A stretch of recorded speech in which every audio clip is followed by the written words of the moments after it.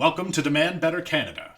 Tonight, I am making an emergency set of videos to help voters decide how to make sure that their voice is counted and the Ford government is held accountable for years of corruption and incompetence.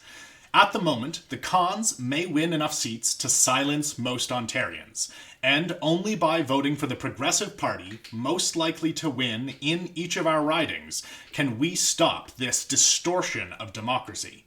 A vote is a small piece of power, and by working together, we can ensure that our votes matter. Today, we're going to be taking a look at 338canada.com's excellent interactive map with which we can see the specific numbers for each of the ridings that we want to look at. And we're going to be starting at the very bottom and working our way up. So this is Southwest Ontario.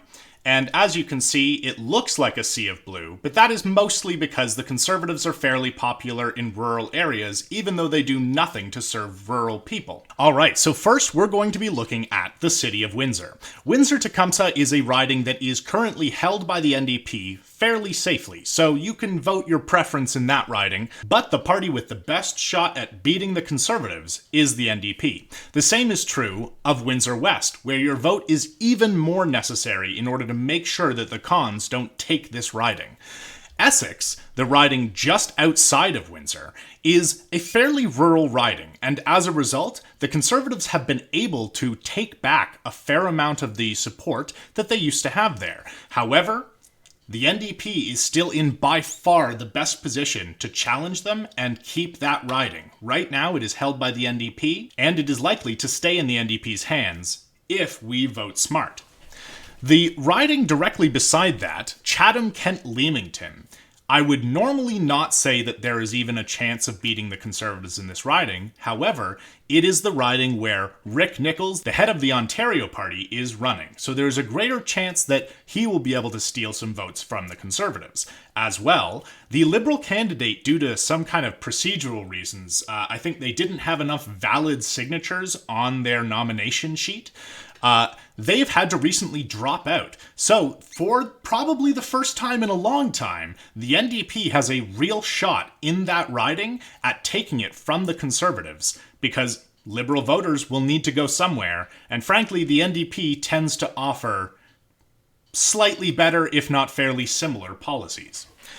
The rest of the ridings in southern Ontario that are fairly rural are mostly pretty safe for the Conservatives. However, in each of them, generally speaking, and you can pause to kind of take a little bit closer look at these numbers, but the NDP is typically coming in second in a lot of rural ridings. So, if you are in a rural riding and you think the PCs are likely to win, the NDP is probably your best shot at maintaining a second party that is possibly going to take the riding in the future. It's more about building a longer-term movement in that case.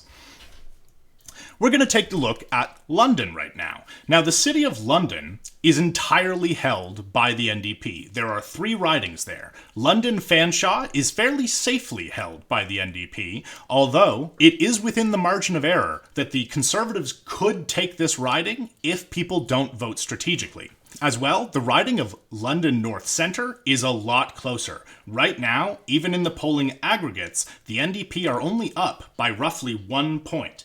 This is a riding where Liberals and Green Party members should probably consider voting for the NDP in order to keep the Conservatives from taking a riding. As well, in London West, the NDP holds this as well, and they have the best shot at keeping the riding from the Conservatives for the foreseeable future. Just a little bit more in the southern Ontario rural areas, Huron-Bruce is one of the ridings where the Liberals actually have are beating the NDP in terms of coming second in a rural riding.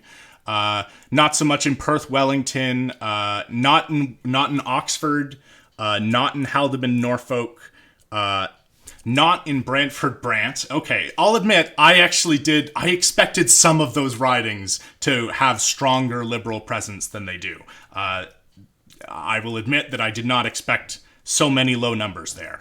Cambridge, the Liberals have a real shot at beating Belinda Carajalios? Oh, no. Someone else is running for the PC party there, and so is Belinda Carajalios, I cannot pronounce that name correctly, who's running for the New Blue Party. And in that riding, because Belinda, I think, might be the current leader of the New Blue Party, I'm not 100% sure about that, and I'm not really going to look into it that much further, but right now, they're potentially going to get 8% of the vote in that riding, which means if you're in Cambridge, right now, voting Liberal is a very good way to take this riding from the Conservatives and keep them from getting power. All right, so let's take a little bit of a look at Waterloo. Waterloo is another riding where the NDP is the only party that has a shot of beating the Conservatives. They are currently leading by 2 points, which is not enough of a lead to feel secure that they're going to be able to keep it from the Conservatives. Let's keep in mind the Conservatives have an enormous amount of money. And they leverage that money in every election to do a lot better than their numbers suggest. As I showed earlier, they only have 36% support right now, but they're polling in a range where they might win a majority government with a very, very small amount of actual support from the people of Ontario. The only way that you can make your vote that efficient is with concentrated use of money, advertising, hiring canvassers. They can basically hire the ground game that they just don't have. They don't really have real volunteers. They mostly have a paid ground game. So after Waterloo, we are also going to talk about Kitchener Centre, another riding where the NDP currently holds the riding, which means that they do have the best shot at keeping the Conservatives from taking this. However, the Liberals also have a shot here.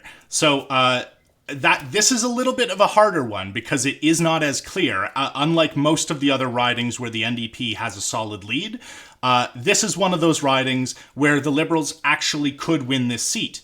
However, for strategic voting purposes, I would recommend voting for the NDP here because they already have a candidate. Typically, that gives a bit of an advantage to the party who's there, especially because Laura May Lindo is a pretty fantastic candidate. She's a member of, you know what? I'm not actually going to go into the details of each of these people. This is just about strategic voting. Obviously, a lot of these candidates are great, but I should not be going into those kinds of details right now. Something else I wanted to show was Guelph. Guelph is a riding where the Green Party is actually safe. There is basically no chance that any other party could take this riding from the Greens, which is pretty impressive because there are very few ridings across the country where that's true, where the Greens have secured themselves enough of support from the people of a community that they are safe there. And so Guelph, honestly, if you are in Guelph, I mean, I would consider voting for the Greens. I know the Communists are running in Guelph as well, so that's an option. There's a lot of smaller parties that are running in Guelph, and frankly, because the Green Party has such a solid lead there, you could probably vote for anything that you wanted. Which is not to say don't vote Green. I'm just saying that the Greens are so solid there that you don't need to worry. This has been a brief overview of Southwest Ontario's best strategies for strategic voting to keep out the Conservatives. I hope that you have an excellent rest of the day, and stay beautiful, smart voters.